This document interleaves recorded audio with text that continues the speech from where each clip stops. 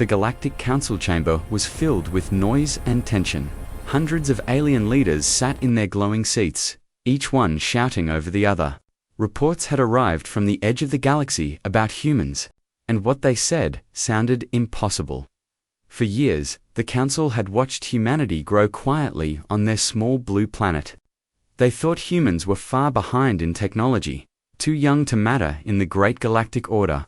But now, new data showed something that broke every known law of physics. A deep space probe had recorded a human ship moving faster than light without any warp engine, without any energy trace. It had simply appeared from nowhere. Council leader Varnix raised his voice. This must be a mistake. No civilization can travel this way.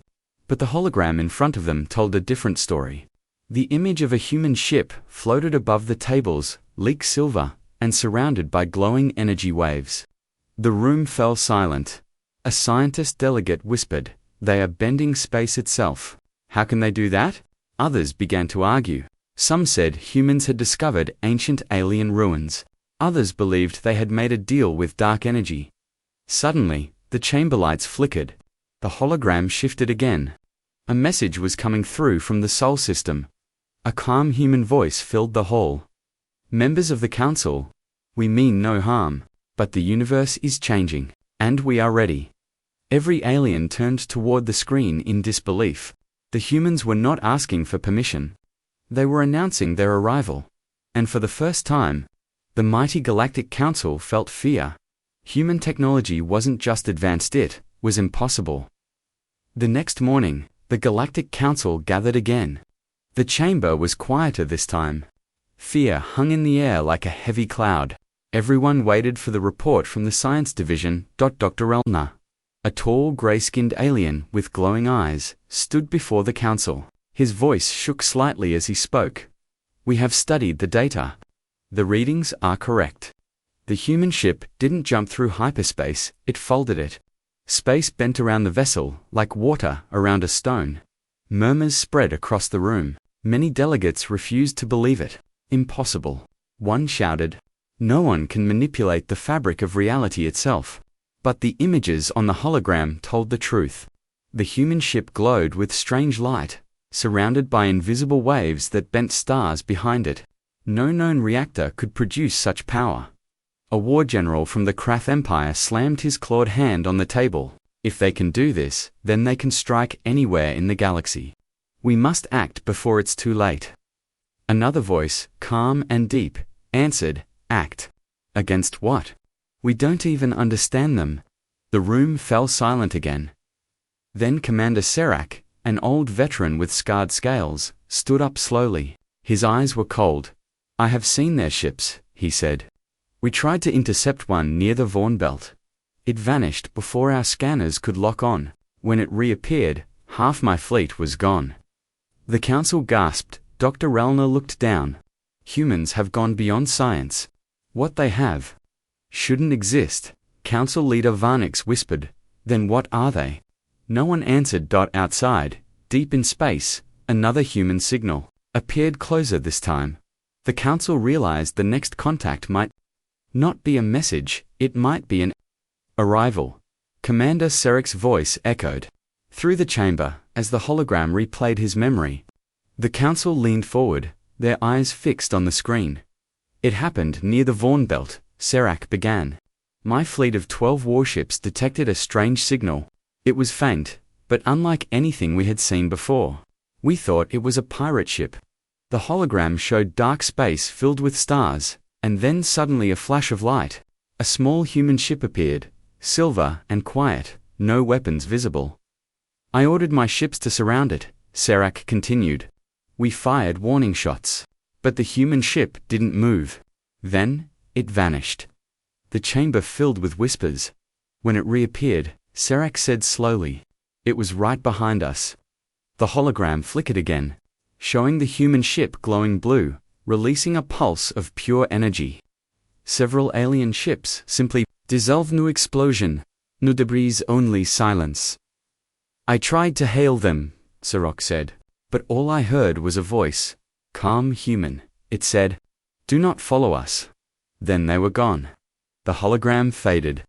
Leaving the room dark and tense, Council Leader Varnix looked pale. "You're telling us they destroyed half your fleet without firing a weapon?" Serac nodded. "They didn't destroy us. They erased us, like we never existed." The council members stared at one another, realizing what this meant. Humanity's power wasn't just strength, it was control over reality itself. One young delegate whispered, "If they can do that, then nothing in the galaxy is safe." For the first time, the mighty council realized they were no longer the highest power in the universe. Humanity had become something beyond understanding, and they were coming closer, hours after. Commander Sarek's shocking report. The Galactic Council called for a secret meeting. Only the highest-ranking members were allowed to attend. The doors were sealed, and the lights dimmed. Dr. Relner stood at the center of the chamber, holding a small glowing cube. "We found this signal hidden inside the last human transmission," he said. It was not just a message, it was a code. The cube projected a pattern of light across the room. Strange symbols spun slowly, forming shapes that no one could recognize. "What does it mean?" asked Council Leader Varnix. Relnar took a deep breath. "It's a design. A structure of some kind. But it's alive." Gasps filled the chamber. The hologram shifted, showing what looked like a massive ring floating in space, a machine so large it could surround a planet. The energy readings were beyond anything ever recorded. "It's not a weapon we can understand," Relnar said quietly. "It seems to bend space and time itself. If humans finish building this, nothing in the galaxy can stop them." The war general slammed his hand down. "We must destroy it before it's complete." But another voice spoke from the shadows, a tall alien with glowing eyes. "Destroy it. You can't destroy what exists in multiple realities. It's already everywhere." The room went silent. Suddenly, the cube in Relner's hand started to vibrate.